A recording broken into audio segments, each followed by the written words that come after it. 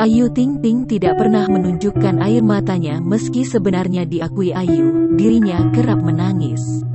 Terlebih karena pekerjaannya di dunia entertainment, di mana Ayu Ting Ting sadar bahwa tidak semua orang menyukainya.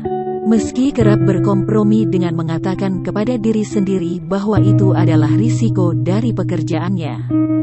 Namun bagaimanapun perasaan Ayu Ting Ting tidak mati. Tak jarang ketika mendapati berita buruk tentangnya, biduan berusia 28 tahun itu berkucur air mata.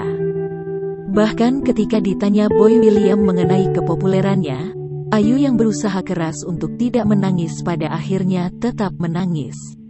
Mendengar hal itu, Ayu sejatinya paham bahwa dibenci atau disukai adalah bagian dari risiko pekerjaannya.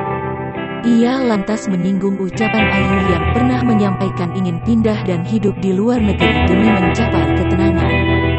Ayu Ting Ting bahkan mengumumkan niat terpendamnya untuk berhenti bekerja di dunia hiburan tanah air agar tidak dibanjiri komentar-komentar menyakitkan.